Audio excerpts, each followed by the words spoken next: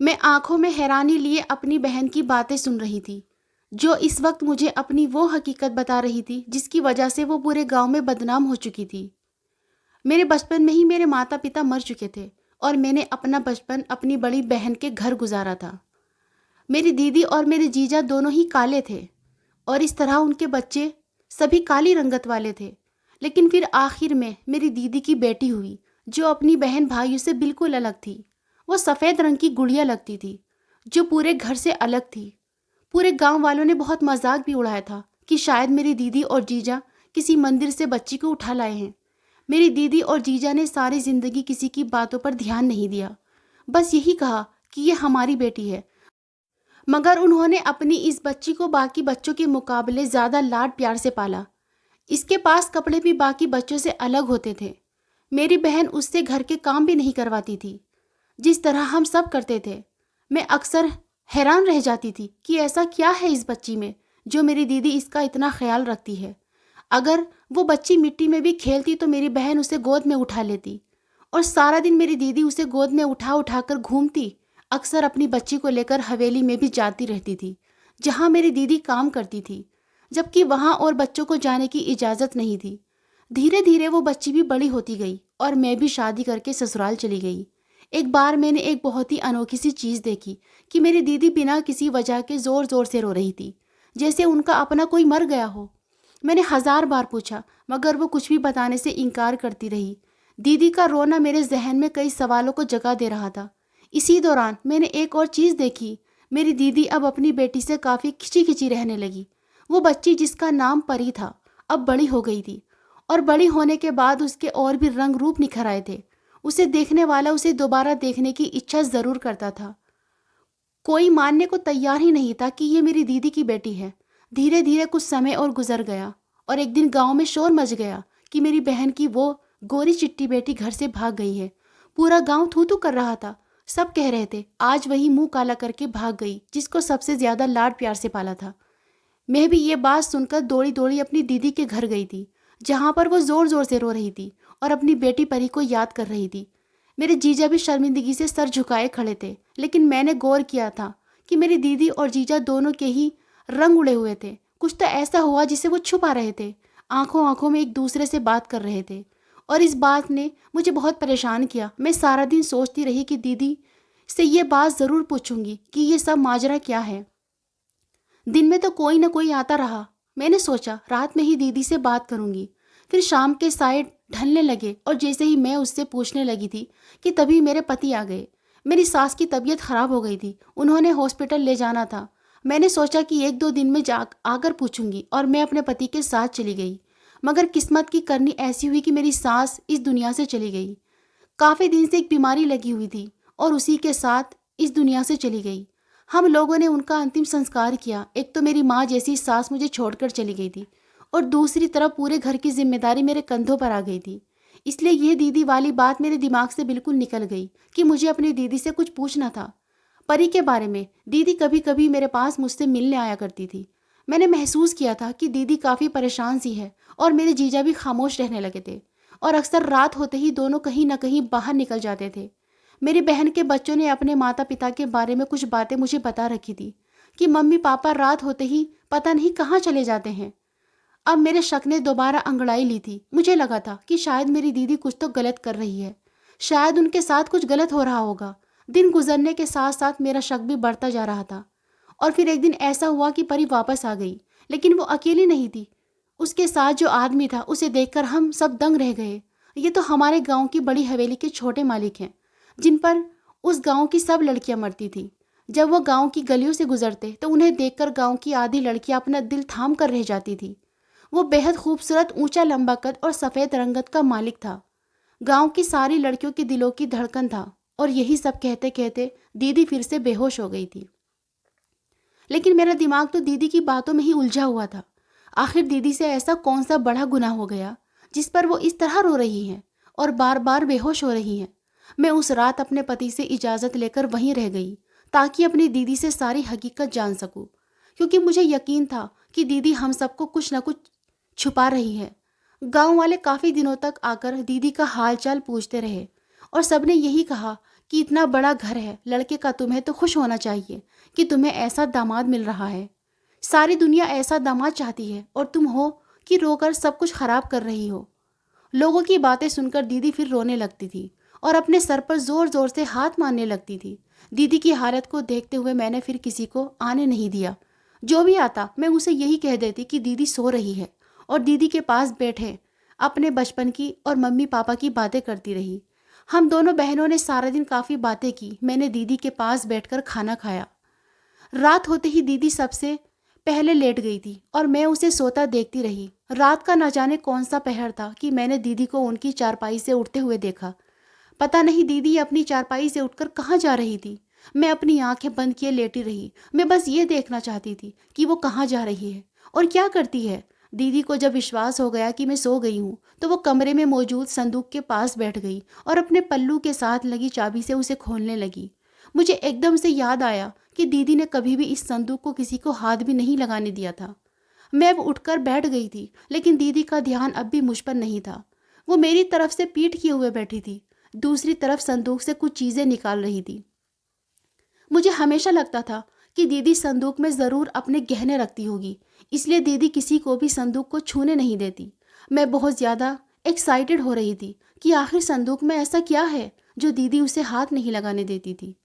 इसी तरह मैं चुपचाप लेटी रही और देख रही थी आखिर संदूक से क्या निकालती है दीदी।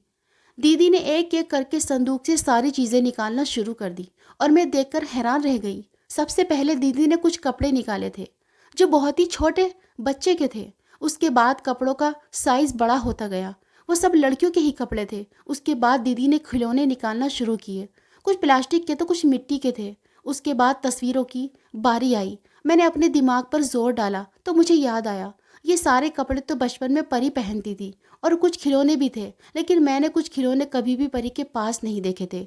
इसके बाद दीदी ने तस्वीरें देखनी शुरू की। शुरू शुरू में जो तस्वीरें थी वो भी परी की थी, लेकिन उसके बाद तस्वीरों में एक और अस्तित्व जुड़ गया था। मैं इतनी दूर भी नहीं बैठी थी कि देख न सकूं, लेकिन फिर भी मैं दूसरे अस्तित्व को पहचान नहीं पा रही थी।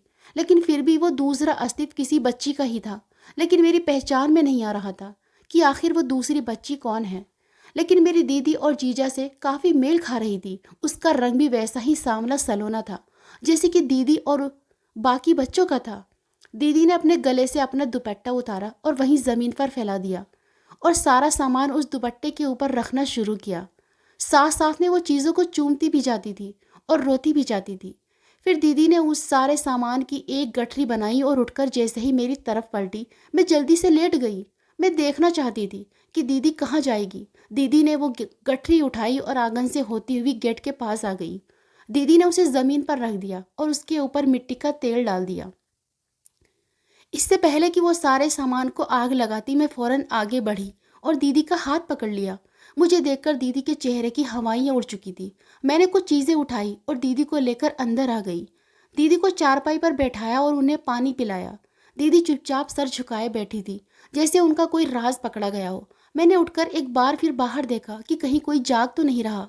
जब सुकून हो गया कि सब सो रहे हैं तो मैंने अपनी बहन से सवाल किया जो काफ़ी दिनों से मेरे दिमाग में घूम रहा था। मैंने अपनी दीदी से कहा, दीदी मुझे सब कुछ सच सच बताओ। कुछ दिनों से आपका रवैया मुझे बहुत अजीब लग रहा है।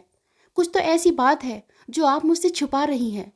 इतना तो मैं समझ गई हूँ कि जो भी आप मुझसे छुपा रही हैं वो बात परी से जुड़ी हुई है। प्लीज़ दीदी मुझे सब कुछ बताओ।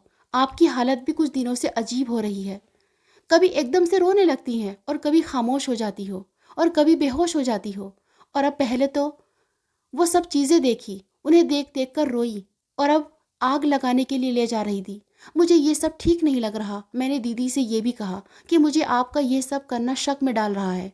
मेरा इतना कहना था कि दीदी ने फिर से रोना शुरू कर दिया।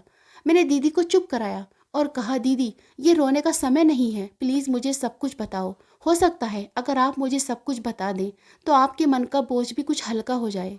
मेरी बात सुनकर दीदी बोली, ऐसा कुछ भी नहीं है जैसा तुम सोच रही हो। ये सब तुम्हारे दिमाग की गलतफहमी है। मगर मुझे दीदी की बातों में बिल्कुल भी सच्चाई मालूम नहीं हो रही थी और मैंने अपनी बात एक बार फिर से दोहराई, लेकिन वो सच बताने से इनकार करती। मैंने अपनी दीदी से कहा कि शायद आप परी के सफ़ेद रंग की वजह से परी को कुछ ज़्यादा ही प्यार करती थी, वरना आपकी बाकी बच्चे ज़रा सी भी गलती कर देते तो आप उन्हें कितना पीटती थी। दीदी, इन सब बातों का क्या मतलब हुआ? क्या आप अपने और बच्चों से प्यार नहीं करती? क्या आपका प्यार सिर्फ परी के लिए था? आप कैसी माँ हैं दीदी? अपने ही बच्चों में फ़र्क करती थी। बच्चे चाहे काले हों या गोरे, माँ बाप के लिए वो बराबर मोहब्बत के हकदार होते हैं। आपने अपने सब बच्चों को बराबर का प्यार नहीं दिया है। उनके साथ भेदभाव किया है। मेरी बातों पर दीदी की आंखें भर गई थी और फिर धीरे धीरे दीदी ने मेरे सामने सच के पर्दे खोलना शुरू किए। एक ऐसा राज बताया जो आज तक सबसे छुपा हुआ था। दीदी जैसे जैसे रात से पर्दा उठा रही थी, वैसे वैसे मेरा मुंह खुलता जा रहा था। दीदी ने बताया कि 18 साल पहले मैं उम्मीद से थी। उन दिनों हम लोग बड़ी हवेली वालों के लिए काम करते थे। मालकिन के घर पर भी औलाद होने वाली थी। उनका पहला बेटा उस वक्त 4 साल का था, जिसका नाम युवराज था। मुझे याद है, एक बार युवराज ने अपनी माँ कि मुझे एक छोटी सी बहन चाहिए। छोटे से बच्चे का अंदाज इतना प्यारा था कि मुझे उस पर ढेर सारा प्यार आ गया था। लेकिन मालकिन ये सुनकर रोने लगी थी। वो काफ़ी देर तक रोती रही थी। मैं सोचने लगी कि क्या बड़े लोगों को भी अपनी लड़कियों के नसीबों से डर लगता है? बड़े लोगों को भी बेटी नहीं चाहिए होती है, उन्हें भी बस बेटे ही चाहिए। बेटा बेटी में तो फ़र्क शायद गरीब लोग करते हैं, क्योंकि बेटी की शादी के लिए उनके पास ढेर सारा दहेज नहीं होता। आखिर बड़े लोगों को बेटा और बेटी से क्या मतलब?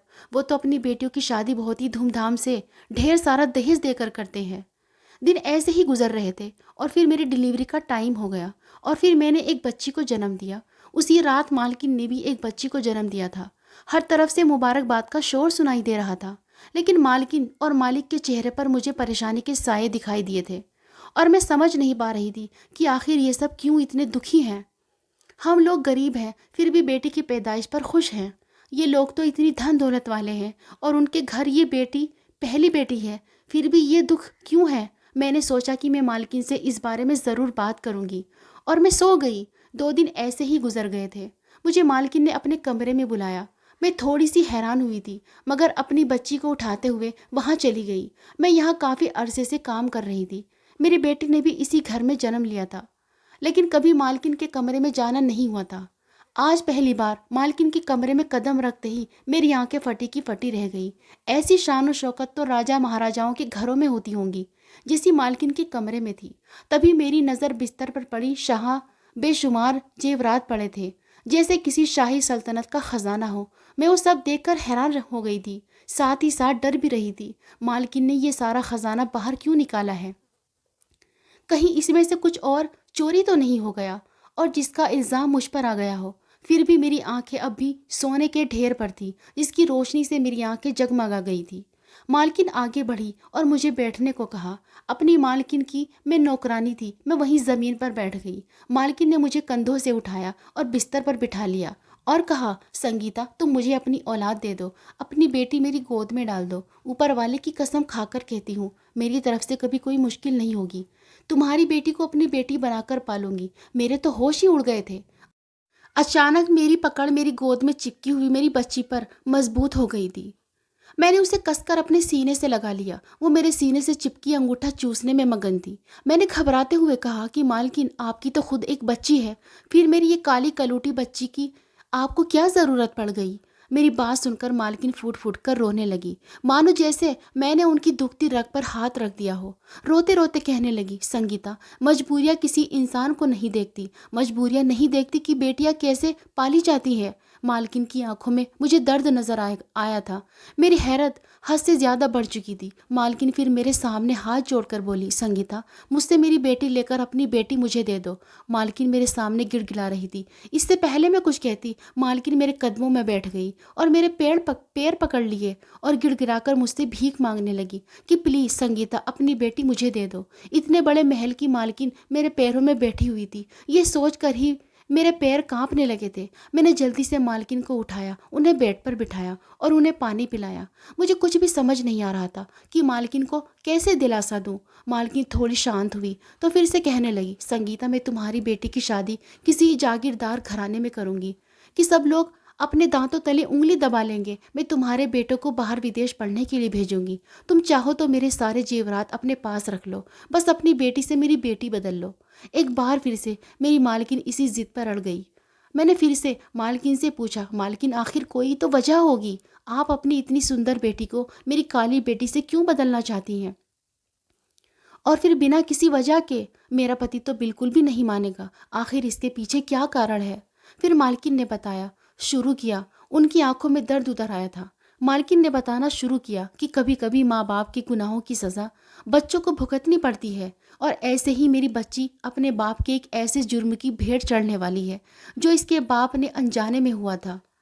और उस दिन मैं और तुम्हारे मालिक एक शादी के फंक्शन से बाहर लौट रहे थे।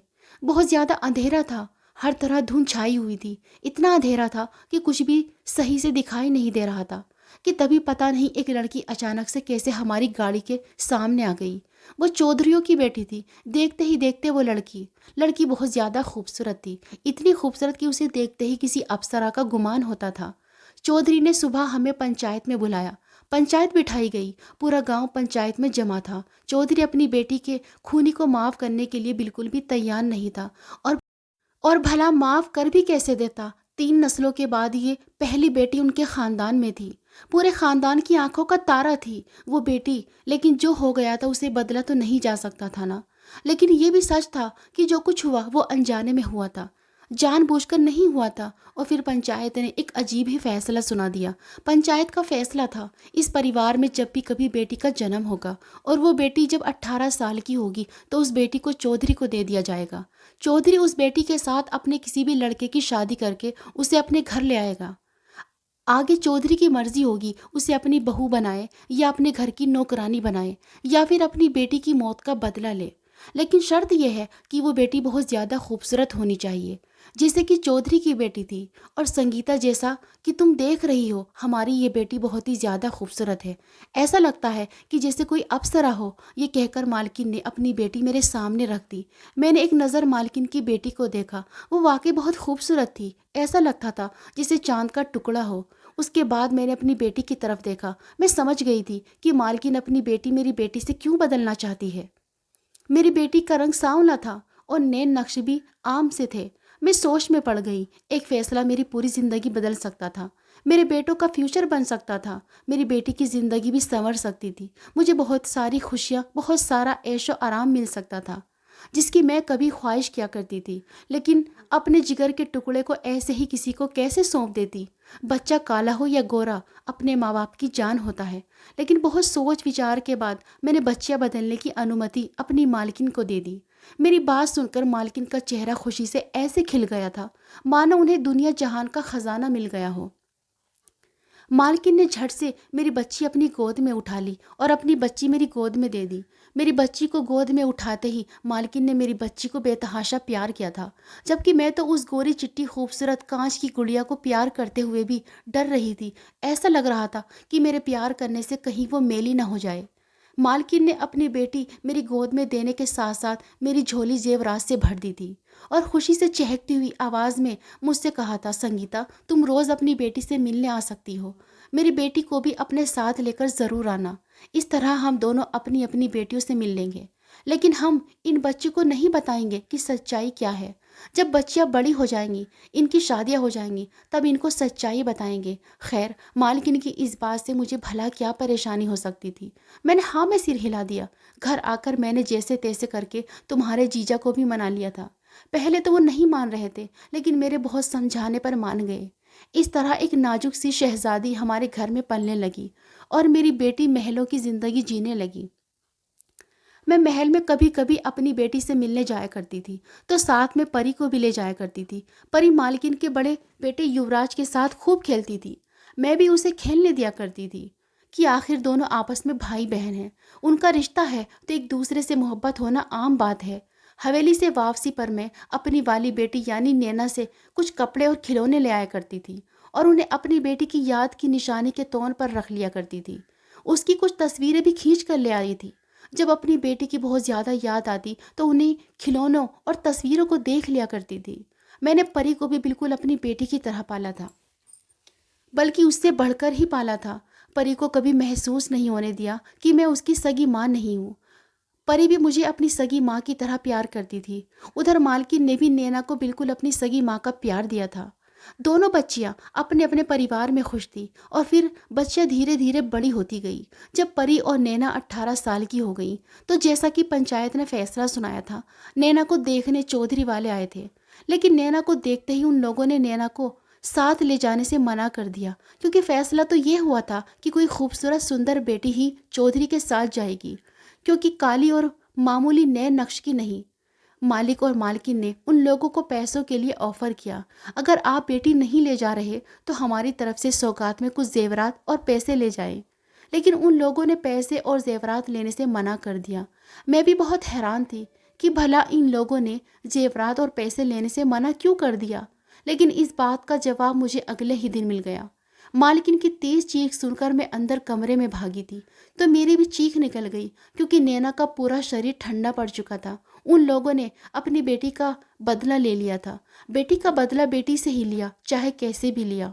उन्होंने अपनी बेटी खोई थी तो हमारी बेटी भी हमारे पास नहीं रहने दी।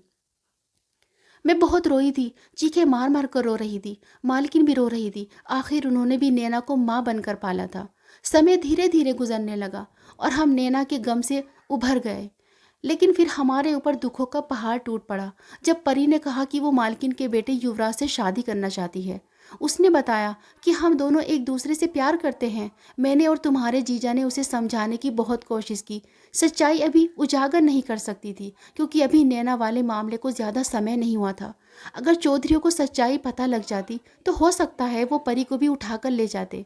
मैंने और तुम्हारे जीजा ने पूरा जोर लगा दिया परी को समझाने में। दोनों बहन भाई आपस में शादी कैसे कर सकते थे? ये तो बहुत बड़ा गुनाह हो जाता। हमारे समझाने पर परी नहीं मानी और एक दिन घर से भाग गई। पहले मुझे नहीं पता था कि परी युवराज के साथ ही भागी है, लेकिन जब उसके पति को देखा तो मेरे सर पर आसमान गिर पड़ा। परी ने वही अनर्थ कर दिया था जिसे मैं बचाना चाहती थी। दीदी मुझे सारी सच्चाई बताकर फिर फूट फूट कर रोने लगी। मुझे दीदी पर दया आ गई। दीदी ने कितने दुख अकेले ही झेले थे। उसके बाद लोगों की बातें भी सुनी थी। ये सच था कि मालकिन ने अपना वादा पूरा किया था। दीदी के बच्चों को पढ़ाने के लिए अच्छे स्कूल में एडमिशन कराया था और आगे भी पढ़ाने का पूरा इरादा रखते थे। अब जब युवराज और परी ने शादी कर ली थी, इस बात को छुपाने का कोई फायदा नहीं था। मैंने दीदी को समझाया कि आपने सारी सच्चाई अपनी मालकिन से कह दे। दीदी ने मेरी बात मान ली और अगली सुबह हम मालकिन की हवेली में पहुंच गए।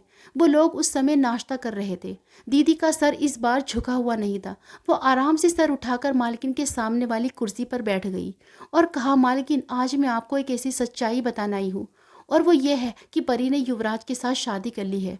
और जैसा कि आप जानते हैं ये बहुत बड़ा गुनाह है। बहन भाई आपस में शादी कैसे कर सकते हैं? ये बात आप लोगों को बताना बहुत ज़रूरी थी, इसलिए मैं सुबह सुबह चली आई। दीदी की बात सुनकर मालकिन के चेहरे पर मुस्कुराहट आ गई और दीदी को बहुत हैरत हुई। इतनी बड़ी बात सुनकर भी उनके चेहरे पर मुस्कुराहट थी। मालकिन बोली, मुझे पता है संगीता कि परी और युवराज ने शादी कर ली है, लेकिन आज मैं तुम्हें एक सच्चाई और बताती हूँ। युवराज मेरा अपना बेटा नहीं है, वो तुम्हारे मालिक के दोस्त का बेटा है। तुम्हारे मालिक के दोस्त और उसकी पत्नी की एक्सीडेंट में मौत हो गई थी। दोनों पति पत्नी ने मौके पर ही दम तोड़ दिया था, लेकिन युवराज बच गया था। उसी समय से तुम्हारे मालिक ने युवराज को अपना बेटा मान लिया और उसे अपने घर ले आए थे। मैं युवराज से बहुत मोहब्बत करती थी, उसे अपने बेटे की तरह ही रखती थी। और मुझे पता है कि परी और युवराज ने शादी कर ली है। मैंने खुशी खुशी इस शादी को स्वीकार भी कर लिया है। इस तरह मेरी बेटी भी हमेशा मेरे पास ही रहेगी। मालकिन के चेहरे पर खुशी के जो रंग थे उनको बयां करना मुश्किल था। दीदी हैरत से आंखें फाड़े मालकिन को देख रही थी। उनका चेहरा सफ़ेद पड़ चुका था, आंखों की चमक खत्म हो चुकी थी। ऐसा लग रहा था जैसे दीदी का सब कुछ छिन गया हो। मालकिन ने उठकर मेरी दीदी के पैरों को छुआ था और कहा था, संगीता मैं तुम्हारी एहसानमंद हूँ कि तुम्हारी वजह से आज मेरी बेटी मेरे साथ है, लेकिन मैं इस बात के लिए माफ़ी चाहूँगी कि तुम्हारी बेटी अब इस दुनिया में नहीं है। लेकिन दीदी के शरीर में तो जैसे जान ही नहीं थी। चुपचाप बिना कुछ कहे हवेली से बाहर आ गई थी। उनकी आंखों में आंसू थे। आसमान की तरफ देखते हुए दीदी के मुंह से एक ही बात निकली थी, मेरे लालच की वजह से ऊपर वाले ने मुझे बहुत बड़ी सज़ा दी है, लेकिन मुझे लगता है आज इतिहास फिर से दोहराया गया है। गरीबों के हिस्से में जिल्लत, बदनामी, अकेलापन और दर्द आया था। अमीर तो इस बार भी जीत गए थे। मेरी दीदी ने अपनी बेटी भी खो दी, पूरे गांव की बातें सुनी, बदनामी भी उठाई। कि बेटी ने भागकर शादी कर ली। दीदी चुपचाप वहाँ से उठ आई थी। मैंने उनकी आंखों में आंसू साफ देख लिए थे। मैं रास्ते भर सोचती रही, खुशियों पर सिर्फ अमीरों का अधिकार होता है, क्या गरीबों को खुशियों पर कोई अधिकार नहीं होता? दोस्तों, इस कहानी में गलत कौन था, संगीता या फिर संगीता की मालकिन? अपनी राय कमेंट बॉक्स में ज़रूर देना। अगर आपको हमारी आज की कहानी पसंद आई है तो इसे लाइक करें और अपने दोस्तों के साथ शेयर करें। और हाँ, अभी तक आपने हमारा चैनल सब्सक्राइब नहीं किया तो ज़रूर करें।